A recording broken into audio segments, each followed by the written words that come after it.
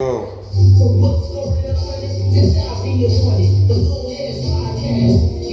Let's go. You gotta hit it with the Yeah, buddy.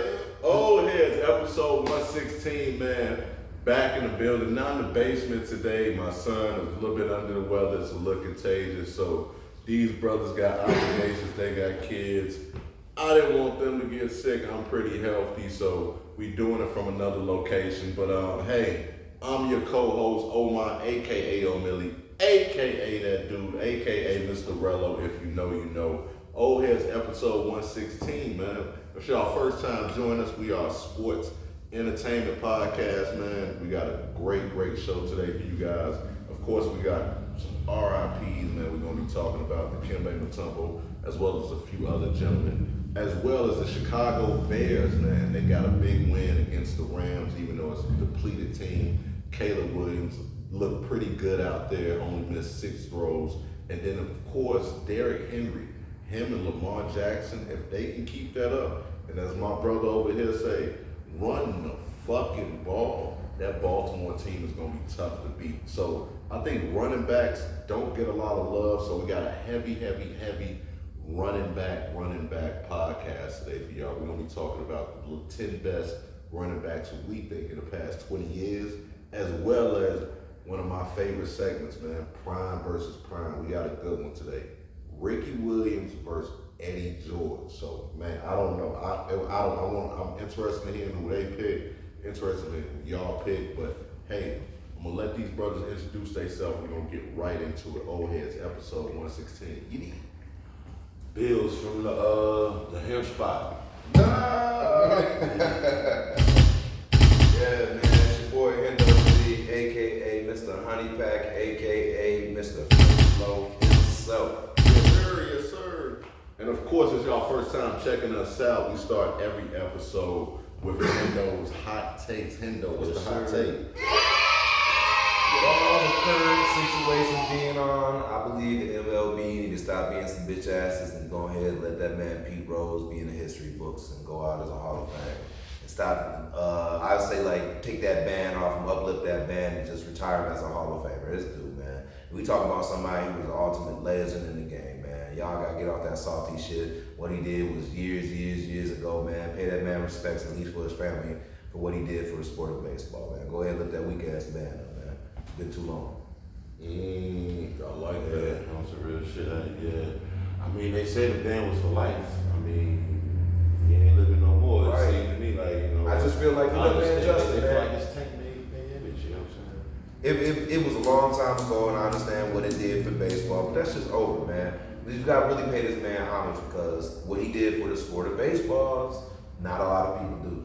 And sports betting is so regular routine now. Now, we look at that as He still would have been wrong for betting, but at the same time, it's like, yeah, it's kind of normalized now, all the betting and shit. I wonder how he got caught. That was his player. It was like, yeah, that was Pete, man. I ain't had nothing to do with that, dog. He was at a time where they barely was using telephone. You had to really get caught. He was calling from the dugout. That's what I'm saying. You a bad man, bro. But like I said, man, it'd been different if you was like a dude from Toronto, Porter Jr., whatever dog, man, who was betting on his team losing, you was tricking the games. We just betting on yourself to win, dog. His brother, Michael Porter Jr.'s brother. Yeah, whatever. He still got caught with it, but still, you know what I'm saying? I betting on yourself to win, but hell yeah, man, put that ban on us to win. We got this and go out and knock you Oh, that up. was major weird though for dog to be betting. So it's around like, I'm gonna take this shit. We losing anyway. Bro, he was betting on the take, on the under. This nigga said, man, take the under. Whatever my shit is, I know they got me at 12, take the under. Listen, I ain't gonna hit it. He was drinking shit off me. Yeah, that money ain't good enough for you. Nope. By the time I got the check, my number 600. Fuck you, ain't nigga. Damn. Car payment. I'm not even going to expound on that. But that's Hendo hot take. Moving right along, man. Black fact of the week. Black fact of the week is, did you guys know, I know everybody like I said, we all got kids, everyone likes to feel safe at night. But did y'all know the security system was invented by a black woman? Marie Van Britten Brown. it was felt uneasy in her neighborhood and felt like police were unavailable. So she was the first person to invent our modern home security system. So that's our black fact of the week. Man, I had no clue, but yeah, a black woman is keeping a lot of y'all Trump supporters safe out there. Just keep that in mind. That's another black job, I guess. But moving right along, man. Sports entertainment news. Bears beat the Rams 24-18. Caleb Williams was 17 of 23, 157 yards, 106.6 QB rating. Is he starting to look like he could be our franchise QB? And is this the formula and the identity of our offense? I would love to know what the fuck the formula and the identity is for our offense. I would love to know. I don't know what. Did we figure it out last week? I'm trying to figure this out. We ran the ball. So that's the formula. Well, no, it was more than just that. It was actually better play calling, to be honest with you. Okay. The schemes themselves looked to be more complete. They were getting the ball out of Caleb's hands a lot faster. He wasn't holding it to look. In the times where he was holding it, we got pass interference for holding calls on the receivers, which means that the coach has him sitting in that pocket, waiting on that receiver right there and eyeballing stuff. So he was standing tall in that pocket, which you really want to see a lot of from a young quarterback. Making confident throws, getting it there. Now there was a few little incomplete. There was one big one to DJ Moore that got missed, but he came back right and got DJ Moore in the end zone again. You just gotta keep working with him. I see the play progression with him slowly getting better. One of the key things I noticed was the turnovers. Matt Stafford threw a turnover. I don't think he threw a turnover. Caleb Williams played a clean game. And of course I expected him to take a few sacks here and there, but the sacks he did take, they all ended up coming back as penalties. Pass interference down here, his whole Keenan Allen, like hugged him down, ooh, flag was thrown. I'm like, throw the ball. He's looking for him. All of a sudden I seen the flag come out. Boom. I knew what he was doing. I knew he knew what he was doing week one. I mean, really from the motherfucking pre. He go through reads. Man, there's a lot of quarterbacks in this league right now that still don't go through their fucking progression, dog. Like, they motherfucking eyeball a receiver if it ain't there. Like, no offense to the Sam Darnolds of the world, because he's a little bit better than just that. But that's how they break it down for him in Minnesota. That's how they break it down for Brock Purdy. You know what I'm saying? In San Fran. Like, it's like this is your first read, or it's gonna look like something like. But you know where you going with the damn ball from the second you hype this shit. You know what I'm saying? Like, there's no real survey in the field and making decisions to even see if they're good decisions or not. That's just what they're doing in certain places. So. Yeah, I seen him like he's just a better overall quarterback. He can do more. You can throw him in any system and he'll be better than one of those type of guys. You know what I'm saying? No offense to the Geno Smiths and guys like this. They're not going through their progression like that on every. They didn't start great. Geno does it now. He didn't when he was with the Jets. He didn't do a good job doing it then. He does it now because he's more of a veteran and experienced quarterback. And the way when he got in the system with Pete Carroll simplified that system for him a little better, so he was able to showcase his talents a little better. You know what I'm saying? So I feel like he can. I would say his pocket presence. I hate his pocket. Yeah, but he the thing about Geno is Geno's a decent starter, but he'd be a great backup. If you told me that Geno was my backup, I'd be like, shit, we can win games, somebody get hurt. And that's kind of what you want to be. You want to be a useful quarterback. But as far as like when it goes with Caleb though, he's progressing, and he's progressing in a very good way. And it's like I said, you know, in the first couple of episodes when we were even discussing about Caleb Williams, he doesn't really turn that ball over a lot. He'll have his little episodes, but ball control and not turning that motherfucker over his shoes. I'm not talking about 4 and outs or 3 and outs, my bad. I don't mind a 3 and out. But I'm just talking about like fumbles, TO, you know, like straight picks and shit like that. That's what I think he does a real efficient job of not doing. You know, because the Rams, even though the Rams were a little beat up when we got to them, and they were missing some of their key pieces, I watched a lot of play tape on Caleb Williams on how he was successful in that game, and it really has to come down to it was a better play call by Shane Waldron. I looked what he did to break up the linebackers so Caleb could get to those throws better. When they ran that ball, that opened up that play action. You know what I'm saying? And that's what's making the linebackers from the Rams bite in. As soon as they bit in, he hit Cole Kmet right over top, went right over the linebacker's fingertips. That's how much, like, he's doing a good job. He's doing it doesn't work, man. They just had to get on the same page. That's all. I see good things. I think I'm beyond happy with Caleb because each game he gets better, and it's only been 4 games. I think Bear fans need to relax. This is a marathon, not a sprint. We have seen QBs start out hot and fizzle out, especially after an injury. If you look at Jalen Hurts, RG3, Derek Carr, Carson Wentz, Joe Burrow. Joe Burrow seemed like he's starting to get his feet back under him. Jordan Love was looking at being a career backup after week 7 last year, before finally clicked for him. The talent is there. He even missed some throws. That doesn't bother me because he made those throws his whole life. He made them in college. He made them in high school. This simply just tells me he just needs to get more comfortable with the NFL game. And I feel like also, I think we finally found our rushing attack. When we're able to run the ball, I think Caleb almost our Brock Purdy in a sense. I think that's where we're most effective. Because I mean, because absolutely. I mean, because I think when you look at Caleb, unlike Brock Purdy, he's uber talent, arm strength, arm talent. So he can make all the throws. The reason why Jaden Daniels, is being so effective, if you watch their games, is their coordinator is making a lot of easy throws for him. Caleb, a lot of his throws are not easy. Those interceptions, one of them, actually I was saying 2 of them was really on the receiver not catching the ball. It wasn't necessarily he didn't place it where it was supposed to be. So I think when he doesn't turn the ball over, we're 2-0. And that's, in my opinion, that's the key to the formula. We have to run the football. A lot of people forget we were second in rushing last year. Yeah. Our linemen are not necessarily, and you alluded to that last year when I was saying PFF. And you was like, yeah, that's PFF. But you actually have to watch our game. You was like, our linemen aren't bad. They're good at blocking. They're good at run blocking. They're not necessarily good at pass blocking. Pushing forward. Exactly. It's 2. So therefore, we have to start with the run game.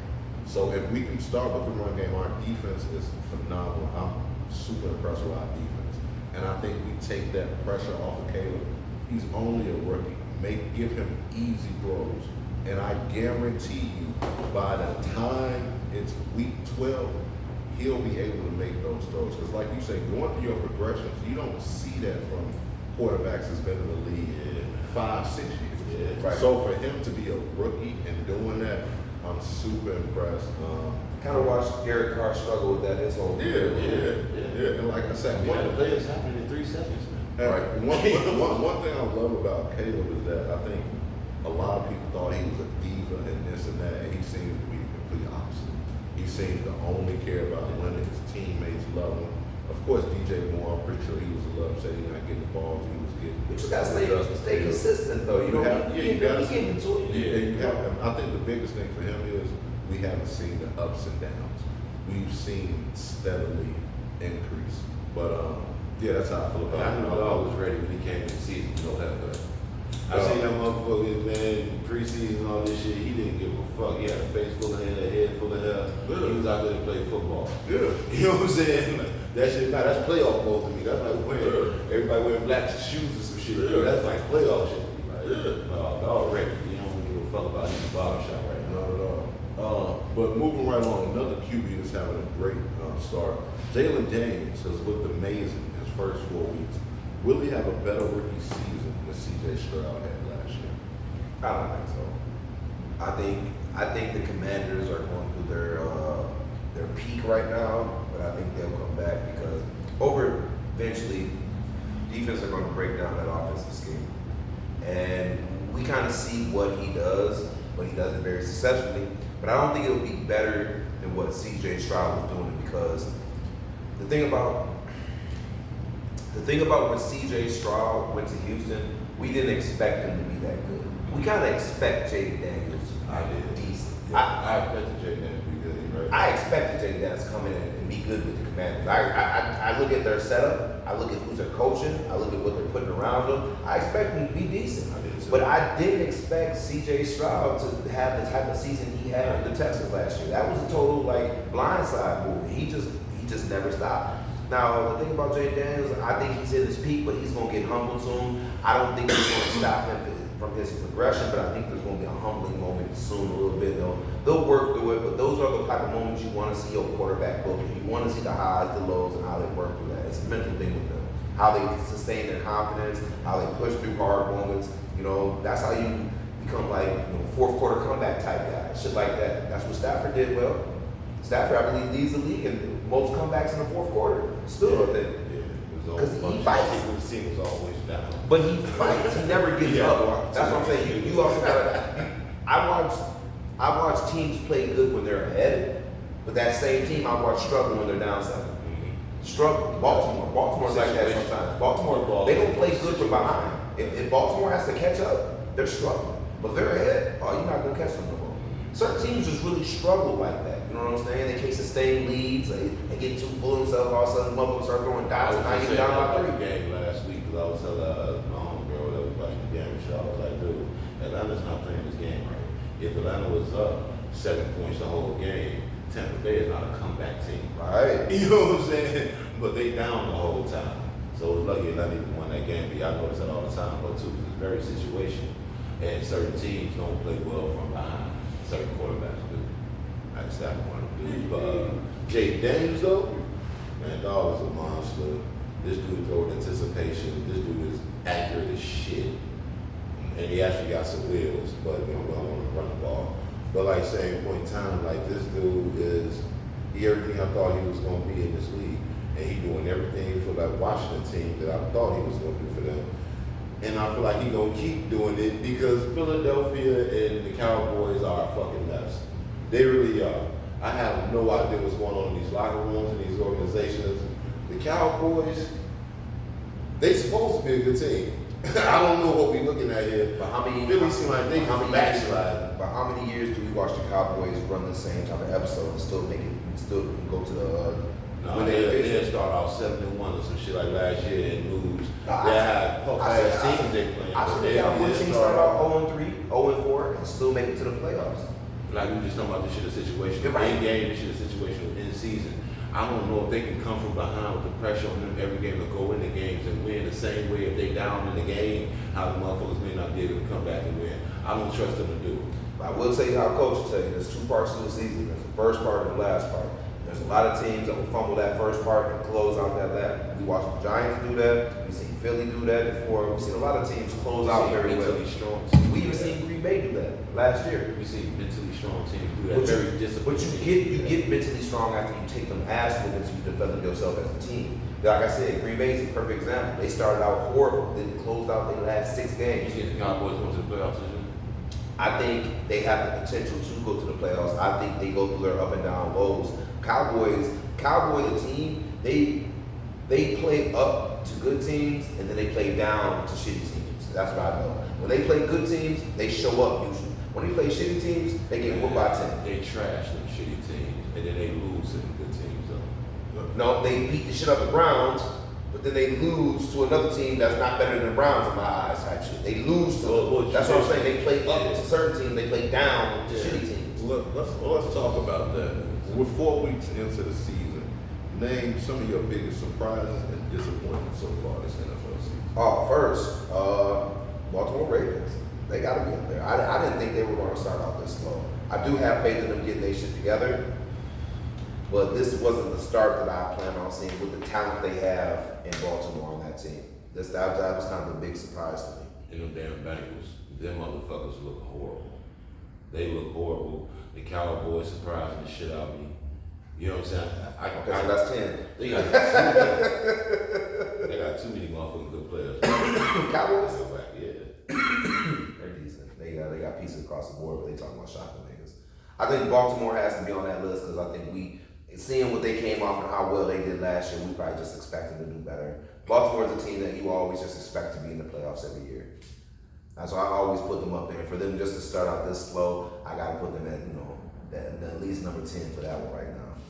I would say one of my biggest shockers right now that low-key I've been telling kind of people to kind of watch out for is the Saints. The Saints have always been a little sleeper team, but they play solid ball. They never really have like a bad team. They just Derek Carr. see, but then that's what you For might the say. whole season. That's what you might say right now. But then it's the Fitzpatrick defense stepping up and playing big parts with not a whole lot of talent. They got pieces over there, but they have a jail system. Then they got the running back, Alvin Kamara, doing this motherfucking thing like usual. They just Olive, what's his name? Olave, they big receiver. He nice. Just Olave. Yeah, Olave, like they got pieces over there. And they I just didn't expect them to be this well right now. I thought they were gonna be a little struggling. They came to earth last week. Yep, they did. Shit, Tampa Bay, man. I feel like they got better. You know what I'm saying? I feel like they actually got better. I've been telling people about Tampa last year. I told Baker, they been to the playoffs. this is a different Baker. Yeah. Baker's one of those guys I felt never felt like he never window throw for him the other night. never had a home. Now he got a home. Now this motherfucker running down the court, headbutt linemen and shit, all type of shit. This nigga playing with passion. I haven't seen Baker Mayfield play with this type of passion since college. Yeah. He's inspired ball. I've been telling people about that. that. With a guy like him. It does. Because it makes him better, like when he get up for it. You know what I'm saying? He's a gamer like that. I seen the throw the other night, man. It was such a dot. window. It was a dot. It was such a tight window. It was a dot. I'm like, Baker fucking Mayfield Yes. is it. That ain't the type of shit you do by accident. That dude is good. He gonna be good this whole year. I feel like they watch out for that team. They play tough. That defense will come, man. Look. He wasn't the more overall pick, was he? Yeah. But Was on you the know, failing how he team, was but- better. You know what I'm saying? It looked like he was gonna learn to have a Manziel type career or some shit like that. I think He just turned it around, man. I think another one of my big disappointments that I'm just gonna throw up there, and it's just not this is always gonna be a weird one, but I really thought Carolina was gonna be a little bit better this year going through their things, and I'm kind of disappointed how they fumbled the bag with their quarterback over there and how they kind of shitting on that young quarterback. I thought this was gonna be I wasn't going to act like this was going to be a great season, but I thought it was going to be improvement. I thought I was going to see more improvement out of them, more faith in the quarterback, him using his weapons instead of now they just pointing the blame at him and he on them, and now they just look like they're fumbling some talent that they could have produced into something that could have been success for them. So I'm kind of that's kind of a letdown for me. I felt like they should I'm more disappointed with the Jags, to be honest. Yeah. I feel like they got more talent. I feel like their quarterback is way better. I feel like they coach should be. They got a coach that's fucking went to the Super Bowl on motherfucking staff. I don't understand how they know they're not good. I'm not watching their games. I watch a lot of Red Zone and shit. You know what I'm saying? But like, I don't understand how they're not better. You know what's going to happen? Doug Peterson is going to get fired. Yeah. That's what's going to be. There's no reason why they shouldn't be a little bit further. They're definitely on my list too. They should Because definitely be I thought a little bit better. I see Trevor Lawrence play good games, and I see him play efficient ball, make great throws. But it seems like when they get these late moments, they put a lot of pressure on Trevor Lawrence to always make these throws.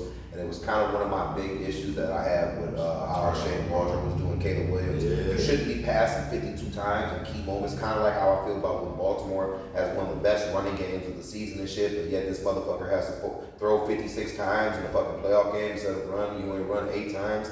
I have that type of issue. Like, you have to use your whole team. You have to use your whole fucking team. You can't just wait to this and then put the pressure on him. Then he throw a pick, which he always does. Like, mind you, we watched Trevor Lawrence play a great season, but come into a playoff game and throw 1 motherfucking touchdown and 3 interceptions and lose the game horribly. And they end up losing by like 21 points or some shit. Like, this is what we see. Think about what you pushing on him. You know what I'm saying? Get him a running game. I know they got ET, but get them some more weapons. You know what y'all got to do over there. I think sometimes some people get stubborn with their coaching. And sometimes when we see like how the coach of the 49ers do, you always think you can work certain players up and you get that ego that you can build certain players up. And it just don't work. These projects don't work sometimes. You have to stop, put your ego to the side and be like, what are we doing better for the team? My project, my pick, I know he was your 3rd overall pick, that's your pick, that was your pick. Okay, it's not working. Let that nigga go. All right, you fucked up. Throwing it in, throwing the chips, say I fucked up. Work on it. That's what it is. A lot of these guys got battle this ego. I agree. Of course, we've been talking a lot of football today, but got to talk about that big basketball trade. The Knicks traded Julius Randle, Dante DiVincenzo, and a protective pick to the Wolves for Carl Anthony Towns. Who do you guys think won that trade? Wolves. Okay. Wolves won that trade. They both lost to me. The Wolves. Well, this is what I would say. Well, The reason. why do you say they won? And why, Well, get to why you say they did. We'll do the breakdown. The Knicks knew they could win without Julius Randle. Let's just put that out there, okay? They played, I believe, 2 seasons where they went to the playoffs and they had Julius Randle in and out rotation both those seasons in crunch times, and they were still doing good. So you know you can win without him. He's not a factor. I knew this was coming. I just didn't know it would be for Cat Towns, okay? Second thing about Julius Randle, this nigga's always fucking hurt. As I just alluded to, this motherfucker stays in and out the rotation. But what the Timberwolves did need, and this is why I'm telling you they won this, is they needed somebody who can do other ISOs. They need somebody who can take the ball up out of Ant-Man's hand and be productive with it. And what does Julius Randle do? He does great ISO on a one-on-one big man. He will break your big man down and crumbles. And considering they already got Rudy G, this means he's actually going to be going against other power forwards, which means he was just banging on centers all last year. Now he's going to be banging on power forwards. He's going to be abusing them. He's actually going to be playing truly his position now because he was playing out of his position technically. So now you have him, Rudy G, and this man can shoot threes better than Cat to me in my eyes. I think I'm not going to say he's a better shooter than Cat. I would say his shot selection is better than Cat's. Cat's shot selection, he just be rushing that motherfucker. Julius, he's going to get to it. Now you pick up DiVincenzo, a piece that you can bring him off the bench, and you know he can ball. You know DiVincenzo can score good and like that. Yeah, I feel like that you go. So, and you got an unprotected pick. If this work out or whatever, they won that. They won that compared to the Knicks who just gets Cat Towns, this lazy three-point shooting, barely playing defense ass motherfucker right here. But the good thing about that, he going where Tibbs is at. And Tibbs ain't going to allow that motherfucker to play like that. He going to work him down. So this is going to be a win-win for both of them. They get somebody who can then spread the floor because now, when instead of Julius Randle being there, be out there, Cat out there. And Cat can work. Cat can work. He can work. I'll tell you that. He's manageable, but he's young. Where Julius is kind of stuck in his ways. You can go over to like Minnesota and play like that and get away with that. Knicks, they need more ball movement. He's a little stagnant with it. Where the Timberwolves, they don't mind if you hold that motherfucker a little bit. Shit, if you miss Rudy down there, Ant-Man gonna help you too. So that's a great point. I see all those points too, and that's why I say both teams are gonna look better. They're gonna look better with these additions, but I feel like this shit is gonna be subtraction by addition. Because they aren't going to be better teams. They going to just look better in certain games when it's clicking well. The highlights going to look good and the numbers might look good in certain games. But I feel like Cat, if they can play a style of ball in New York where he ain't ball dominant at all, where he's just getting the ball for like layups and shit, that's all. And when he's open for three, if you shoot them, Right. I'm cool with him shooting them. You know what I'm saying? If it can look like that, I'll say okay. I don't think it's gonna look like that. I think they're gonna be trying to give him the ball, force feeding him sometimes. And the thing about it is, I can't if you see do it. that, if you do that in the playoff, you're not gonna win. Cat Towns is not. I would rather Brunson take these shots. But see, that's where it is because when I look at that Timberwolves team, there's a lack of ball handlers over there. A lack of ball handlers. You have Conley, you have Ant-Man. That's a fact. Okay? And then when Ant-Man in, you got Slow-Mo, you know what I'm saying? Anderson. And then who else you got? Daniels. You get Daniels. They're not real ball handlers. Yeah, they real shooters. Now you're going to a team that's full of ball handlers. You got Hart, Brunson, the other motherfucker they just picked up to complete their little Villanueva team or whatever it is. Oh, yeah, Miles, you're not going to be touching the ball like that because the true ball handlers are going to be having this every time. This is the difference between that Timberwolves team and this team. He had to bring that because he was the only ball handler that could get to it sometimes. This nigga, there's 4 other ball handlers. He ain't going to be touching like how when he get it, it's going to be time to go up with it. That's the difference between these. Because this is a team full of playmakers coming from a team full of scorers. I look at the Timberwolves as guys that like to go in and do that shit. They pass me, but that Knicks team is different. You're not going to be touching the ball. If Brunson is having 50-point games, you're not touching the ball like that. Ant-Man not having 50-point games like that. You know what I'm saying? He is, but not like that, bro. And then I don't see Randall being a good fit because so him and Rudy supposed to be down here in the paint together. Cause they neither one of Randall, them interior passers.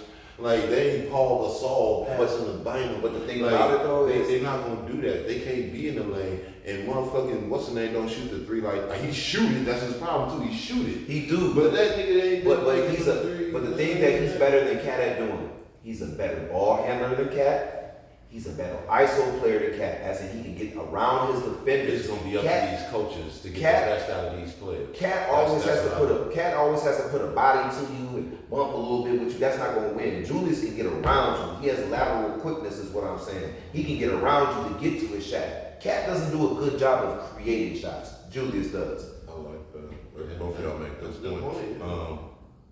Initially, I was going to say the Wolves, but I think this works out great for both teams.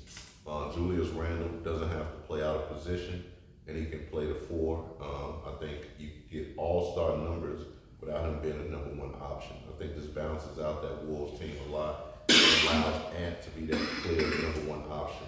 With Cat being the number one overall pick, as well as always, it always felt like because he was the number one pick, and because Cat does have number one option talent, but his game doesn't always feel like it turns into that. It turns into the typical 23 and 10, and seeing the unwillingness to play as a big and defer to shooting threes. That's really good. I'll go ahead. I like the numbers. I didn't know Cat was 23 and 10. Yeah. Yeah, He gets his numbers. And on the team too. That's pretty decent. Yeah, no, but but that's the thing with him, is that you see the number one option talent, but that doesn't always translate into that. Mm-hmm. So I think for him with Knicks, he'll clearly be that second option or third option, depending on how aggressive Bridges is that being that night. So I think that's scary. If he a third option, think about it. So think about Cat being a third option in the East.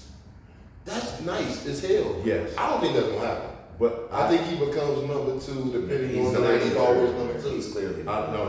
He better be. He's clearly. That's scary. You got Bridges. It's clear to me. It's clear to me. Brunson's number one, Bridges number two, Hart's like number three. He's gonna be damn near like 3-4. It's clear to Hart is us. nowhere near three. Yeah, I mean when he It's shoots, clear he to us that words. you know watch his rotation though. I'm just saying. To me, I see it. I'm not sure what they think. But then I also think Look who coaching. Then I also think DiVincenzo helps out the Wolves. Yes. Because they finished 15th in the West in 3-point shooting. So I think having somebody like him who can also play a little bit of D, who's perimeter defense, Coming off that bench, and then so I think he's that perfect 3 and D guy. Because I think when because I can't think they have another really good defender on that team. Daniels and his Nazir. No, I know. Big It's dude. Daniels. Daniels. So when Daniels is phenomenal, he's a phenomenal. I think he's like 6'9". Yeah. So I think so I think when he comes out, DiVincenzo is that perfect guy to come in to where they don't lose anything. And if DiVincenzo gets hot, Right, and that target center, that's going to be a problem. Then I also love what you said about Julius Randle is that he's finally. I've been watching Julius Randle since he was in high school, and he was always looked at as a bull in China shop. For one, he's a lefty. He's a lefty. He's a new day Moses Malone. He's doing it on the backboard, just out telling you to go get it again and throw up some more shit. Yeah. So I mean, and for one, his 3-point shoot, he does tend to sometimes I think get a little too comfortable with shooting a three. But I personally think him playing in position, I think will force him to go to the basket. Because like you said, his handle isn't terrible. And he knows that he can abuse a lot of these other fours downstairs. And I think that really helps Anthony Edwards in his growth because now I think he doesn't have to feel like he's stepping on Cat's toes. To where this is clearly my team. Julius doesn't seem to really have much of an ego to where he wants to be the guy. He just wants to hopefully be healthy and come in and win. We all know Rudy is he's kind of a goofy goober, he just wants to play D and eat croissants.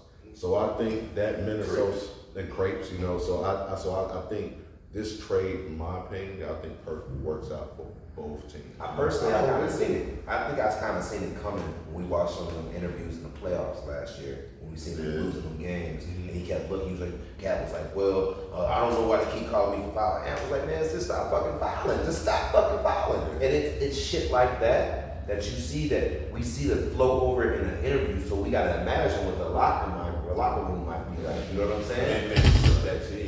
Right. It was supposed to be Cat's team. But Cat. And obviously took that team. Think about how long Cat has had opportunities to own that team, hold that team, and be the best player of that team. And has came he had short chances. every And now fucking y'all making him a third wheel on a Knicks team. That's what I'm saying. Okay, but I'm not so sure if you think that. But you needed that. Sometimes you needed to be humbled like that because the way you was playing over there wasn't a winning star. It took you out of all the years y'all had them niggas over there. Last year was y'all best. Y'all was number one in defense, and you still end up tricking off in the playoffs and getting your ass bullied by a motherfucking Dallas Maverick team. They bullied the shit out y'all niggas. I'm not even sure what the hell nigga finna be saying in post-game interviews. Like, New York is a whole different beast, man. And this is the Knicks. This ain't like no Brooklyn Nets, no offense, but like, this is New York media. You know what I'm saying? That this dude is gonna be using that voice with after all these games. I'm just saying, bro, this might get wicked. You ain't in Minnesota no more, young blood. I'm trying to tell you, this is a big stage. You know what I'm saying? And everything we We do is had the amplified. We had the guy. The guy. Yeah. You know what I'm saying? I don't know what that means. But yeah. Somebody That's the swear guy. That's just gonna go ahead. Somebody's not afraid of the big stage is Derrick Henry. Him and Lamar Jackson had a phenomenal game last week. They just ran over that. Who did they play? I can't remember who they played. It doesn't matter who they play. The Rock Boys, my bad. The Rock Boys. It doesn't matter who They ran over them. They ran over those little Romies. Yeah.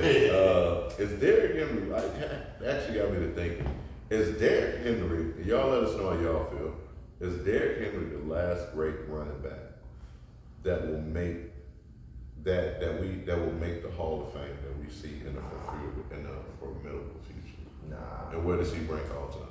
Derrick Henry is probably on my top 10 list because I know what he's capable of and what he does, and I think all that the team that he's played for consistently hasn't been translucent with wins, even though he's been successful as fuck. We're just trying to say it like that. You know, it wasn't for him because they were losing, it was the rest of the team. Derrick Henry is probably one of the last mules we'll see is like a Jerome Bennett's body. I don't know any linebacker body ass running backs out here running the game. Everybody else is a little bit littler. I think he's the last of the mules, bulls, like the Jerome Bennett's and shit like that. But we gonna at this time we gonna find something. The only reason I say he's not the last best is because I'm watching Christian McCaffrey when he's healthy and Alvin Kamara and all that. I just feel like them Hall of Famers off back. You know what I'm saying? These guys that I'm listening to. You know, but as far as the big bull bodies, like, you know, like Josh Jacobs, he was a huge guy. You know what I'm saying? Like the big body guys, he's probably the last one big body. I don't see too many of these big Ray Lewis body ass running backs coming out. Bradshaw had Jacobs. They don't run Jacobs. They didn't run Jacobs with everybody. That's why he on my list up there, because they just ran him his whole time in Tennessee. He was the offense. He was the only thing that was getting, and everybody knew it. He was trying to prepare for the nigga, and he was still running through niggas. The motherfucker was strong as hell, and he got some foot speed. So for me here, and he don't get hurt, man. He definitely top 20 for me. Top 20. But is he the last running back as far as like right now that we see in the formidable future? I'm talking about college right now. I'm talking about players in the NFL. Is he the last possible running back that we see that will make the Hall of Fame? I can't say that. I like Kamara. That's what I'm saying. McCaffrey, Yeah. I like him. I'm not sure if he's playing that break in. Who, McCaffrey? Yeah. He will. He's scheduled to come back in. The thing about him is, what's the name? Yeah. Give it a go. yeah, and that's what it is. But I feel, and this is just my feeling, I feel like what's happening to him is what we kind of watched happen to Todd Gurley, because I feel like Todd Gurley is fucking amazing. Yeah, But we man. watched how your knees just crumble and deteriorate over years and shit like that. And it's just kind of hard to see. But as far as like your production when you do play, oh yeah. I just don't think like I said, I like another nigga that really don't get hurt like Alvin Kamara. He just don't really get hurt a lot. He just always as long as I've ever watched the Saints, I just remember dog down there. And that's kind of hard to say, you know what I'm saying? I had a few things to say about this. Is he the last running back to make the Hall of Fame in a formidable future? I think so. And I'll break it down. When you look around the league, you don't see running backs that are surefire Hall of Fames anymore. McCaffrey probably has the best chance, but he still probably needs at least, I would say, 3 more stellar seasons. But we also don't know if his body will hold up. Chubb and Saquon Barkley have the talent, but have had injuries to slow them down. Bijan Robinson seems to be possibly, but too early to tell. Isaiah Pacheco, now he has the rings, but not the numbers to be Hall of Fame worthy. Right. The only player I see outside of Henry is possibly Hall of Fame worthy, and that is Jonathan Taylor. But his production has slowed tremendously after his first 2 seasons. 1,169 yards his rookie season, a league leading 1,811 yards and 18 touchdowns the second season, but he hasn't reached 1,000 yards since. Now, Anthony Richardson seems to be looking like a bust. Now, if he could be in a situation where, like Derrick Henry, to where he's that team's offense and his body can hold up, I could possibly see him being a Hall of Famer. Who? Jonathan Taylor. Oh, for the Colts. Yeah. But outside of that, I think that's really, I don't see anyone outside of Derrick Henry. And I think that's really what separates him is the fact that, for one, he was that Tennessee Titan offense. You don't see that a lot from teams. The only other player I can think of that did it for a long time was AP, was Adrian Peterson. So I think the fact that he was productive and the fact that he did it for a long time, I think he's the only one. I love Alvin Kamara. When you actually look at his numbers, he's been in the league 8 years and he has never reached 1,000 yards rushing. Now he has reached. He's never reached 1,000 yards. Yeah, but he's rushing and receiving. Now I will say that every single year he has had over 1,500 yards, all purpose. But he doesn't have a chip, and when you look at everything, he has a Rookie of the Year. And he's made 5 Pro Bowls, 59 total touchdowns. I don't know. I think you would have to say he would have to probably give me at least another 2 super productive years and a chip, and two like regular years, and he has to be the catalyst for winning that chip. Otherwise, I don't see him being a Hall of Fame. I think just the fact that teams right now, they do running back by committee. When you look at the Chicago Bears, they were second in the league last year. They had 2 running backs. You know, that's what a lot of teams do right now. Yeah, because they don't want to pay that all-star running back. And like the ones you do pay, Saquon and them guys, they seem to get hurt. So I think for me, like I said, when I was thinking about this question, I'm like, I'm bugging. But when I actually broke it down and thought about it, he could possibly be the last running back to make the Hall of Fame in the formidable Since you put it like that, yeah, I get where you're coming from. But moving right along, man, prime versus prime. Interested to hear what y'all brothers think. Y'all as well, man. Don't be dusty, man. Hit that like button, subscribe, man. Please stop being dusty. Ricky Williams versus Eddie George. Who was the better running back in that prime? Now, Ricky Williams and Eddie George, the best season was 1,509 yards rushing, 14 touchdowns. Ricky Williams' best season was 1,853 yards and 17 total touchdowns. Who's the better player in that prime? Eddie George. Eddie George was more to his team. Eddie George was stronger of the runners.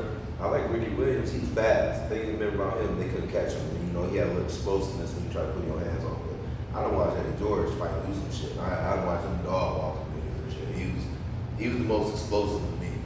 As far as like strength, he reminds me more of like an AP, a stronger runner around, a little higher. You know what I'm saying?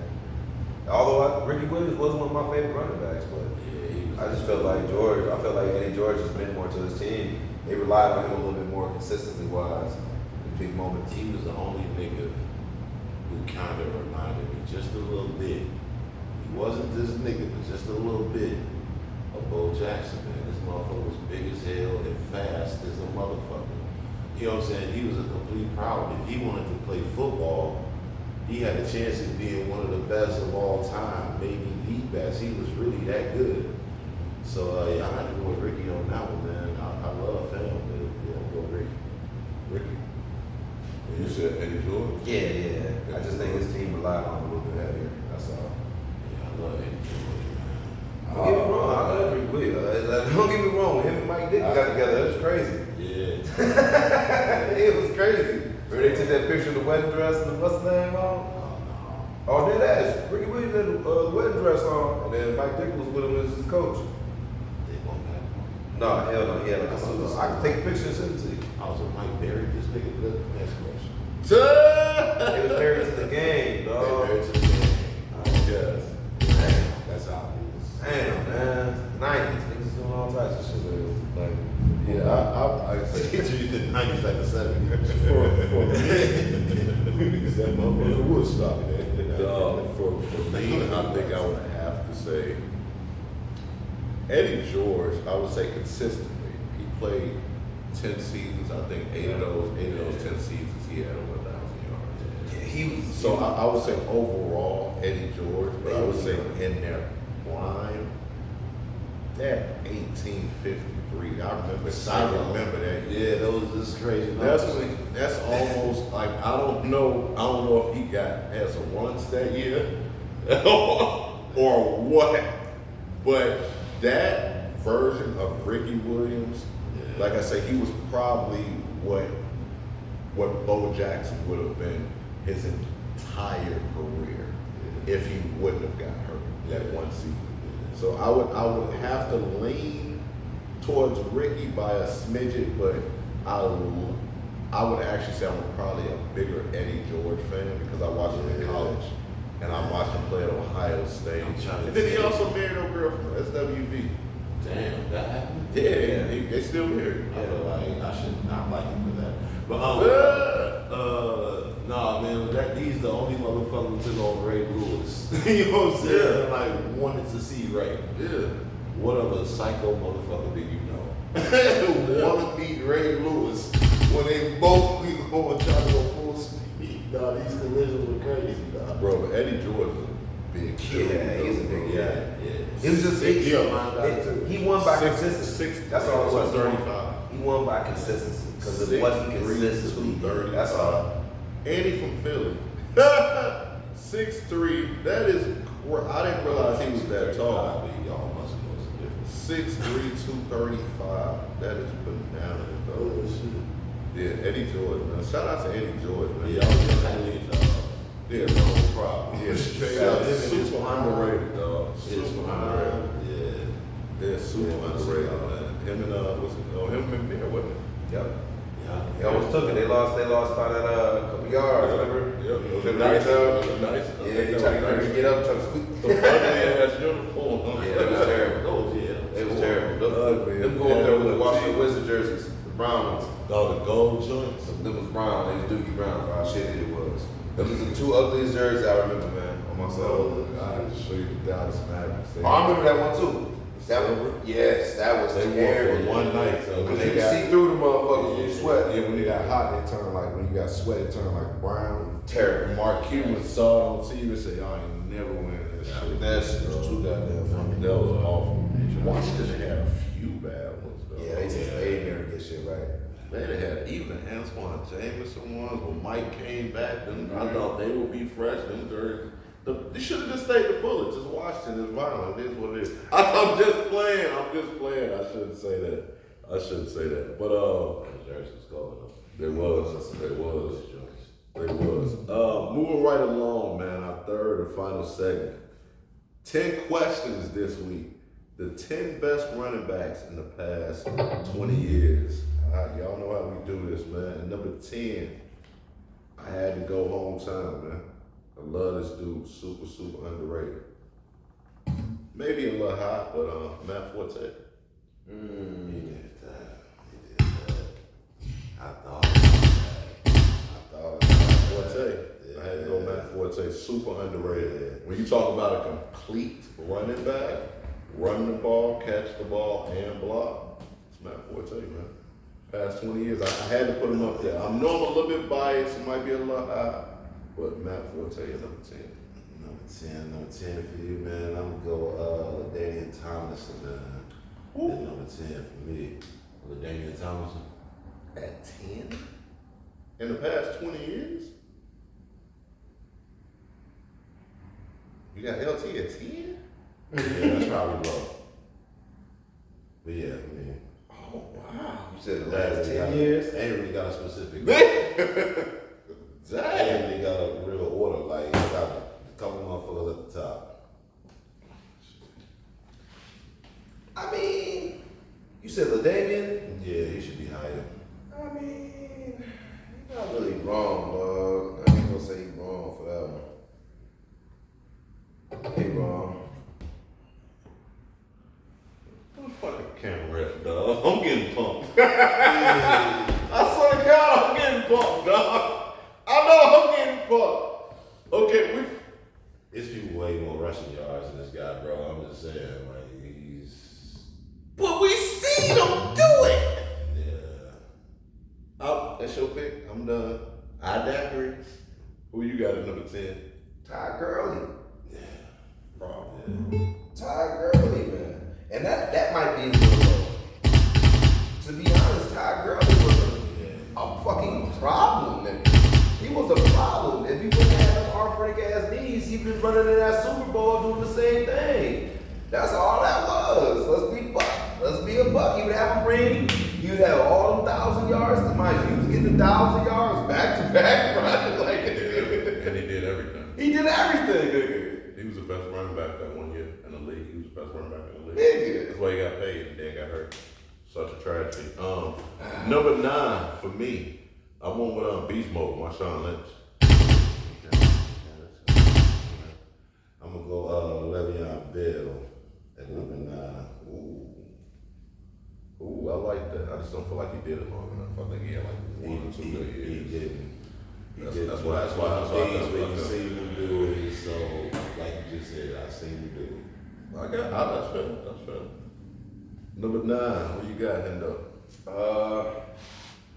My man Priest Holmes, man. Okay. I tell you. I feel like dog really slept on, and a lot of people don't talk about him enough. But dog was a problem, man. And that might be a little past the 10-year mark, to be honest with you, or right in there. Yeah, it's somewhere in there, but I felt like he should have made that. Yeah, I thought about him, That's all. Sean Alexander and shit. I was like, man, both these niggas can't run. See, He can't run. you know, At number 8 for me, I went with Christian McCaffrey. Oh, okay. Yeah, I went with Christian McCaffrey. Seen enough already. Yeah, I mean, as far I'm not saying he's a Hall of Famer, but I'm saying as far as the past 20 years, when he's at his best, when he's at his best, he sometimes looks like the best player in the league. And there are very few running backs who are even thought about in the contention for being MVP. And Christian McCaffrey is a super unique talent, man. So I had him at number 8. Yeah. I'm going Jamal Charles. That he carried that team at a time where them motherfuckers, they had one season where they had like one receiving touchdown and shit. I forget the name, it was Bo or somebody. I forget the name of their receiver. They had one good receiver and they paid him a whole bunch of money. With no quarterback, they didn't throw the ball. They were not getting receiving touchdowns. They went like a whole year either with like 0 or like 1 motherfucking receiving touchdown. Dog was the whole offense. Yeah. So shit, I'm gonna go Jamal Charles. I like that. What you got in though? Number 8. I got Christian McCaffrey. Okay. It's a good pick. Number 7 for me, I went with Priest Holmes. It seemed like all he did was score touchdowns. All he did. And his was backup was score. nice. So who was his backup the year after? He had a backup that didn't take it up for him. Was it Charles? Yeah, it was. It Yeah, might have it been Jamal. was Jamal Charles. Yep, it was. It might have been Jamal. Yeah, because I think once he got hurt, Yep. Charles took over. Yep. And he ended up losing his job. Rushing attack You know what I'm It's saying? crazy that the backup was this nigga. So Free Song's running all in, and the backup was this nigga, and then he do the same thing. Yeah, man. Only they fucked him up was Alice Smith getting hurt. Yeah, but I mean, he had a shit ton of yards in years too, but it seemed like every time you watch Sports Center, it was Free Song scoring a touchdown. You know what? Only other backfield I can think of was better than that was in college, Oklahoma State, Thurman Thomas and Barry fucking Sanders. Barry Sanders was somebody's backup. Yeah. That's hilarious. Yeah, that's true. What we on 6? Number 7. Oh, 7. I got Chris Johnson. Ooh, Y'all remember Chris Johnson? 2K. Y'all remember CJ 2K. 2000 yards. Yeah, CJ 2K. Pretty quick. I like that. Hendo, who you got? Dalvin Cook. Oh, You seen enough? Dalvin Cook. oh. Underrated. Yeah, underrated, bro. I like that. That's what I'm saying. And if you look at his yards, shit, you'd be surprised. I like Dalvin Cook. You'd really be surprised. He really underrated. That's a good fucking Yeah, he pick. is actually though underrated. Not that me though. 6,000 yards. Oh, here's another Robert Smith. Another guy that was underrated. Yep. Y'all check him out. Check out Robert Smith. If he wouldn't have got hurt, I would love to see his numbers. Shit, they should have got the ring. Number 6 for me, I went with Shady, man. Crazy McCoy. work. Yeah. Shady McCoy, man. Number 6 for me. One of the best, number 6 best running back in the past 20 years. Crazy work, aka crazy work. What you got? I'm gonna go ahead and go Steve Jackson, man. Number 6, man. I mean, he's cold for not long enough, but like he was just a whole problem, man. He was too tall, he was fast. He was Eddie George, but he could catch out the backfield. Yeah, but he could catch. Complete back. I remember him getting his contract and he said he was going to build his house. It was some crazy house he was talking about building, like a pyramid or some shit like that. But yeah, he was a huge man. He was like 6'3", 6'4", with dreads, and he was fast too. Catch it out the backfield. Yeah, he was a problem. He was a problem. For real, the video game, how the fuck it was up. Matter of fact, I'm not sure if that was 20 years though. Yeah, I feel like is it 20? Yeah, he was in that 20 year range. Because I actually thought about putting him on the list, but I wasn't gonna move Matt Forte. That's funny. Who you got, Hendo? Number 6. Number 6. Probably go with Melvin Gordon. A lot of motherfuckers be sleep on Melvin Gordon numbers. Melvin Gordon was decent. And they can put up 65,000 yards. Yeah, Melvin Gordon was actually decent. But the thing is like sometimes his game got overshadowed by the play of sometimes a quarterback or how shitty the Chargers might have been doing that year type shit. Yeah, You know what I'm saying? The dog was really he was steady. I want to say, is he out of Chicago? I can't remember where he was. Illinois. I don't know why I keep thinking he out of Illinois. But I like that pick. At number 5, I went with Derrick Henry. I want Derrick Henry number 5. That's Mason's got the top 5. Shit, 5 for me. I'm going LaShawn McCoy, man. Shady, crazy Man. work. Shit, get it in. He got 2 rings and shit out of all that shit. And he did everything. That's why I love backs that can do everything. Man. Hendo, who you got? Number 5, Yes, sir. Latavius Murray. This list is getting wicked. It is. This is Huh. getting wicked. You didn't really look at that motherfucker's numbers. Go ahead and look at the numbers. He was big. He played for a long I'm time. not trying to tell you. Go look at the numbers. 59 rushing touchdowns. He played for a long time. Because I want to say, I didn't even think of me either. it. Straight up. Me either. This list is getting wicked. It is. I don't know what that means. These are I feel like gems I'm pulling right here. I owed you These right is now. gems. This is gems. reincarnated Stubby over here. Dog, look at his numbers. That's Dog's numbers pretty low to be that high on the list. Nah. I look at his longevity and with his numbers he put up, total numbers, yards, touchdowns, all over there. There's a reason for it. Hey, I'm not mad at you. And number 4 for me, I went with Edgerrin James. Ooh. Edge. Yeah. People were super underrated. He was.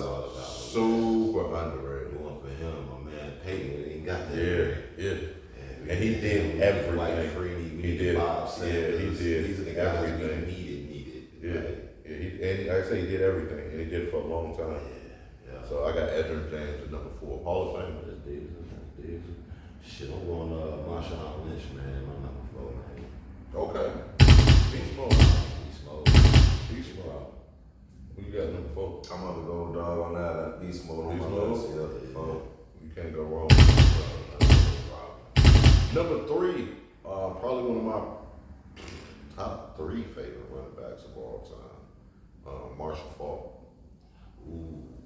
I thought that was a little out the list number. I thought it could have been too old too. That's why he didn't make my list. That's why I thought it was a little out. I knew he was like somewhere around 99. Right. Because I think they won when they beat the Titans. I think he was on that team.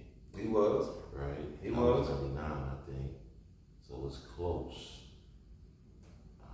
He didn't make my list because of that closeness. Yeah, I wasn't sure. Okay. Somebody did make my list because of that closeness, but he didn't. Shit, that's fucked up. Okay. But shit, it's on me. Yeah, number 3. Number 3, yeah, I'm gonna go Derrick Henry. Oh yeah, He's been dragging niggas up and down the field for motherfucking years now. King. Yeah, I'm not mad at that, bro. I'm not mad at that. Very few running backs can carry a entire offense. He did it. MAB. Who you got? Number 3? Yeah. Zeke.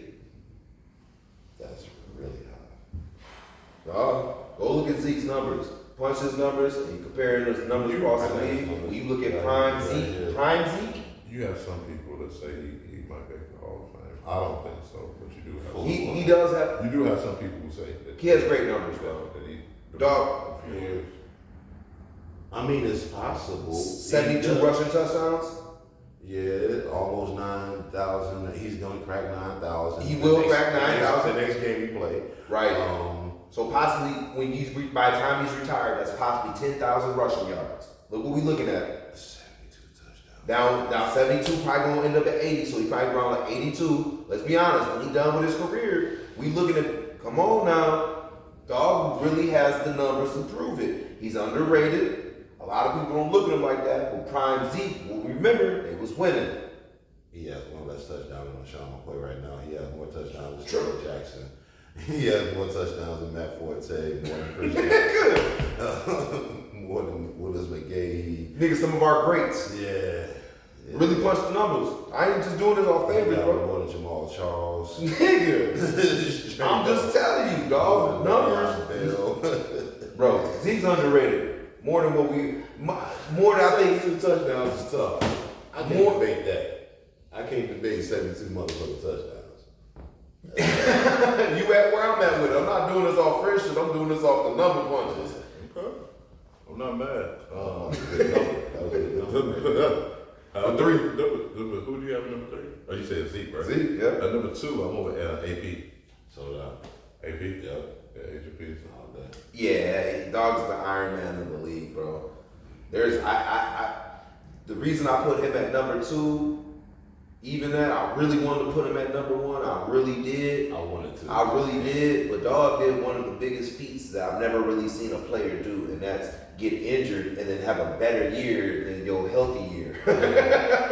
After you got injured off a very detrimental injury. You was an AC, and then you came back quick as hell off the tears, and you was back within a year. This is a 2-year injury, 2 to 3 years. You came back the next year and then put up better numbers than you put up there. Any other year you played there, like I would say Dominique probably about the closest. I don't know if he was necessarily better. He was just as good. right. That's tough though. You get and then you played for like 8 more years after that, man. Yeah, you know what I'm saying? Like that's phenomenal. That's crazy. That's close. I gotta get that to AD. Yeah, Adrian Peterson, man. He's an Iron Man. He won the Iron Man list for me.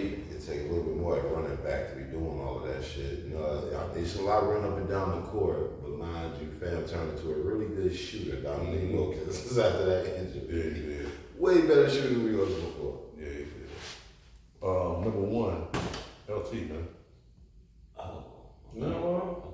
Yeah, with Daniel Thompson. Yeah, I think he was the best running back in the past 20 years. Did absolutely everything. Okay, And talent wise, I agree. As far as when you look at far as winning, them Chargers team, they won a lot. They just never won the big one. Right. But they were always competitive, and it was never LT. He was a big factor. They What was it? It was 1,000? Was it 1,000 receiving, 1,000 rushing yards? Like LT was just 105 touchdowns. 105 touchdowns. that is crazy It's work, nuts. dog. It's nuts. That's And crazy. then he threw for maybe like 2 or 3. Don't forget about that too. He Yeah, threw like for. that's crazy work. He was like one of the only running backs to like throw for like 2 consecutive touchdowns or some shit like Right. that. Something goofy. Him and Walter Payton, I believe. Yeah, that's Like, weird. It's a weird list that like- they put him on. I was like, When damn, you I say didn't know that. complete running back, I think of Marshall Faulk and Lauren. In my opinion, I think they interchangeable, but the fact that AP actually was an offense for such a long time, I had to look over Marshall Faulk. But I think when you look at complete running back, the Godfather is probably Sayers or Walter Payton, and then I would say this generation is definitely LT and Marshall Faulk. I would say the Godfather still says, Yeah. Yeah. the king or somebody has got to be motherfucker Walter Payton. Yeah. You got to get mentioned in that as Mhm. far as a complete back. But yeah, number one, I'm going Frank Gore, man. Frank fucking Gore. Okay. 16,000 motherfucking yards. That boy, he was just around for way too long. He doubled the numbers of most of our favorite guys. When you look at Daniel Tomlinson, he got 8,700. You know what I'm saying? Rushing yards for a career. Gore got 16,000. It's crazy. 16,000. That's crazy. Yeah, man. I got to. He's The guy in second place is Adrian Peterson with 14,900. He is the Hank Aaron of running backs. Just played forever. Not only played forever, but was consistent. I believe Hank Aaron never hit 50 home runs in a season. Yeah. It was just consistently 40, 45, 46, 47. And that's exactly. Basically, 25, 8 minutes. Yeah, 25, he 7, wouldn't be a scoring champ every year, no shit. No. But he got the most points ever. Yeah, because it's just consistent. And Frank Gore is a perfect example. I love him. But I wanted to put him up there, but the fact that he was never, I would say, the full focal point of a team, and he wasn't necessarily exceptional. He was just really, really good. That's why I didn't put him up there, because I really wanted to put on one of my other favorite running backs, Taylor, up there, Fred Taylor up there too. Yeah. But I couldn't. That was just tough as nails, man. Yeah. And number one, running back. I gotta put Derrick Henry up there, man. This man is 18 yards shy of having 10,000 rushing yards already, and he's not. They just started. Like this is he not. I mean, if utilized well, he's gonna be breaking records. He's an automatic Hall of Famer. He has a shit ton of touchdowns. He's not even in that Zeke stage of his career where they just using him Right. like goal line. Right. He's So still that. so Actually, when you put him, he gonna get about 8. If they put him on goal line, he gonna get 8 touchdowns a season on that. I mean, he's gonna have 10,000 yards in the next first quarter of the game that he plays. that's what I'm saying. So yeah, He could very well still- end up with 11,000 by the end of the season. I'm trying to tell you. Man, listen. I'm trying to tell you. He could very well. end up And with then not only that, but then we got to talk about what's going to be utilized postseason when they go into the playoffs.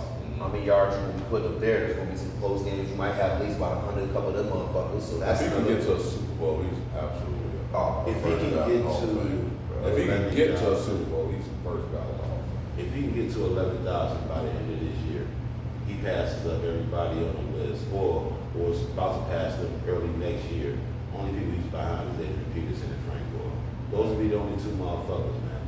2 games into the season next year, he gonna be the third, you know what I'm saying, most yards in the motherfucking league history. Yeah. That's tough. Nigga, I'm saying that's got to be the best I've seen. You know what I'm saying? Yeah, he was dragging the boys for so long. He was so Man, the size of a fucking defensive linebacker and shit. Dog, you stiff arms, dog. It's legendary. Because APs, shit. Yeah. I watched him do it to like a defensive lineman, a linebacker, just stiff arm. Yeah, he they height. He say they Dog, it's different, man, when you the size of the motherfucker trying to tackle. So You know what I'm saying? When you just as big as the linebacker, That's why Eddie George is a fucking problem, because he didn't give a fuck. You know what I'm saying? He gonna slam in you. And don't let him get into your secondary. You know what I'm saying? Buffing them little niggas. Them niggas ain't nothing but 185, all the corners, all the free safeties. Oh, he's shaking them motherfuckers off. He ain't worried about that. Yeah, it's that time, man. Please tell these people time it is. Oh man, trade yourself, man. Trade yourself. Trade your motherfucking self, man. Trade yourself. This is how we end every episode, man. It's basically a nice way of telling somebody, F you. You know what I'm saying? They ain't gotta, sometimes your kids can work your nerve, your wife, and then, your husband, for the ladies out there watching, somebody acting a damn fool. Don't cuss them out. Look at them dead in the face and say, you sir, man, you need to trade your goddamn self. So we normally try to keep it with sports characters. Brett Favre, I know he's going through this thing, so we don't leave him alone. But Mike Malone, Denver Nuggets head coach, play people like that. But yeah, see the trade killers. Yeah, man, he talked about LeBron, man, and he ain't gonna get it back. But who need to trade themselves this week? LeBron defenders. That's what probably trade themselves. LeBron defenders. Supporters, not supporters, that's cool. Bronny gonna be a Hall of Famer too. Yeah, exactly. That's what LeBron said too, man. When he was in 5th grade, I seen him do a move. Said he was 5. And he was 5 years old, I seen him do a move. And I knew there was something there. I knew he was gonna go to the league. I knew it then. Nigga, you ain't see shit. That motherfucker ain't doing nothing. He don't do nothing right now to make you think, oh, he gotta be in the league, motherfucker. That's tough. I'm just saying. I want to see the move. Now I'm inspired. I want to. You ain't get it on tape. Shit. Exactly. You didn't get a picture. He didn't describe the move or nothing. He just said it's I the seen move. something. Like, all right, nigga. The move and shit. Yeah, this ass There should be a move. movie about that. Nah, man, to trade yourself for me this week, man, depressingly so, man. This is Chicago Bulls. I hate to start off the season like this. It's just the preseason, you know what I'm saying? I'm trying to lay off these boys all year long. But who the fuck are these people? Who are these guys? All week long, they've been having little pressers and shit. Everybody doing the media days and shit. They started showing all these fellas. I'm looking like I don't know half of these people, man. I know half of these motherfuckers, dog. I don't know. We look so young. We look like we about to get ran, dog. Ain't no excitement to me, man, from the Bulls and shit. I'm still gonna check them out. You know what I'm saying? See who's doing well, who's keepable. You know what I'm saying? That's some shit. But yeah, it don't look too good so far. You might need to get Angel Reese from the sky. I'm trying to tell you. Something, man. We're gonna shake something. Camilla's 6'7". Dog, we need somebody. Camilla's We 6'7". need somebody because this ain't looking good. You got Paul George going to the 76ers. You got the Celtics still staying there. And motherfucking the Knicks just got Karl Anthony Towns. This ain't gonna get no easier for teams like the Bulls. We looking at the lot of Miami's always a tough out. Always a tough out. Like this ain't Cleveland, if they could ever do something. I hope they Cleveland don't. be so in and out the mix. They take themselves out. Same thing with Indiana sometimes. They be in the mix and they take themselves out the mix. Only my fault. I ain't mean to break up Cleveland. We don't care about Cleveland. Otis. Oh wow. Yeah. Yeah. But same point in time though, those teams are still better than the Bulls. They're another tier above us still. We got Orlando, Cleveland. Yeah, well, I forgot about Orlando. They only gonna get better. These guys. Indiana, don't forget about Indiana. Yeah, they still coming up. They still struggling. They I'm looking at teams like Oh, hamburger. You call Halliburton hamburger. He said, yeah, you got a hamburger. They say, who? They say, who? Hey, He say, Indiana. He say, Halliburton? He say, how you get hamburger from Halliburton? Hey man, you know how to He work. said, that nigga that's saying shit. Get close. Say hamburger. Oh, shit. Who need to trade themselves this weekend, though? Shout out to Nick Young, man. Whoever running these political slur advertisements that I gotta hear on the radio, see on TV, Netflix commercials, YouTube commercials, whatever. This goes out to the people who okay these motherfuckers. Listen, lady, just because your son died of some drugs he took doesn't mean that the president, the mayor, the person that's coming in allowed them to give your sons the drugs that he died from. Lady, the nigga was a user and he passed. Simple facts. One more. If a random Mexican comes in and shoots your kid, hey, violence happen every fucking day. It's not the mayor's fault because a motherfucker came in and shot your motherfucking kid in the street. We don't know what this nigga doing. He was probably somewhere he shouldn't have fucking been. How about that? How about we start there? Stop throwing all these weird ass shits and act like the mayors, the presidents, and these candidates allowed your son to get shot by an illegal immigrant. No, nigga. He was in the spot he shouldn't have been, probably got his ass swatted. That's exactly what happened. Your man's out here using drugs. He was gonna use the drugs where he got it from that Mexican, the black man, and the white man, and he passed away. How about we start there? Where was you at when you started using?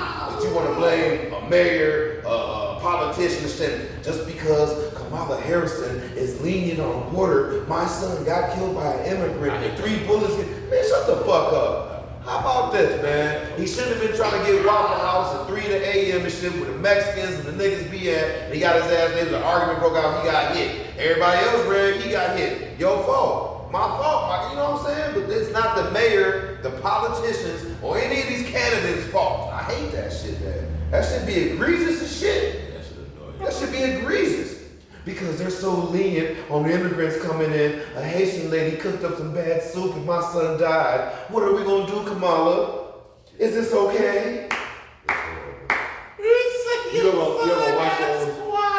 You ever watch those apps like Tubi and they play the same commercial? Yeah, man. And they don't come around and be that commercial and shit. You hear this shit every 2 God seconds. damn, dog, man. We get it. My nephew died from illicit drugs and fentanyl when he was in there, and Kamala's cool with that. She let fentanyl come in through the borders. Nah, bitch, it's been a drug problem our whole motherfucking life. Drugs is getting into the secure places. Drugs is getting into prison. They definitely gonna get here. Drugs is gonna be here. Reagan tried to fight the war on drugs. That shit ain't win. It's still a war. It ain't nobody won.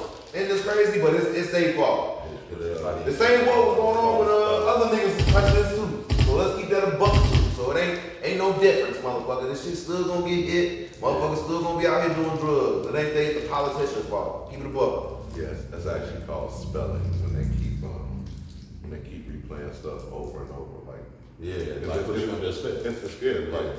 Like spells and shit. That's all that's like real. It's the same thing with like religion. When the pastor keeps saying something over and over. That shit is real. It's called. You know what I heard they used to do back in the day? When you go to the movie theater, you know how the shit roll between the 2 reels.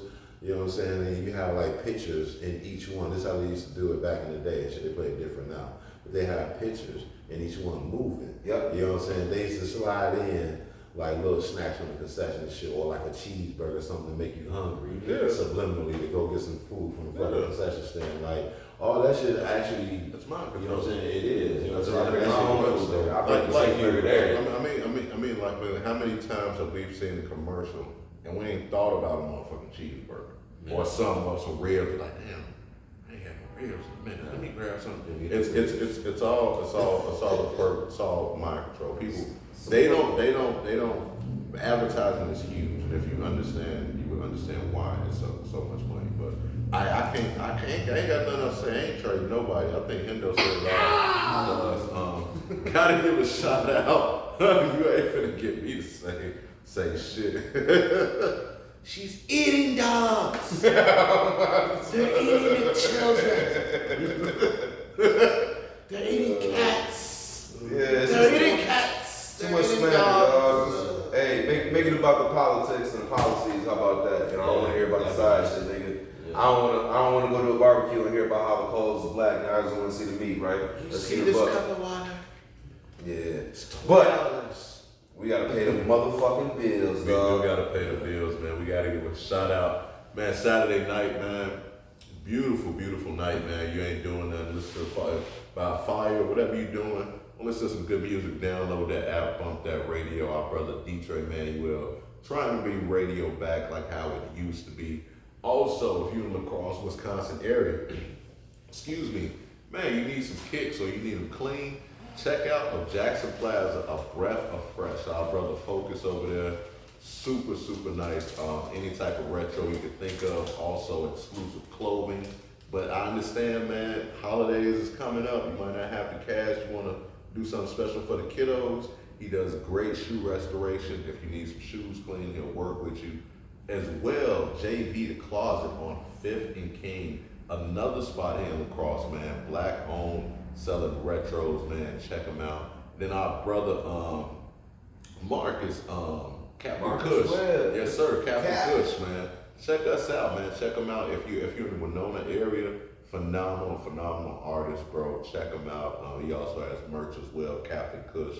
I think that's pretty much it, man. We appreciate y'all for rocking with us. Episode 117 coming next week. Tell a friend to tell a friend. Check us out on YouTube as well as Facebook. On YouTube, Sports Entertainment Podcast. Like and subscribe. All that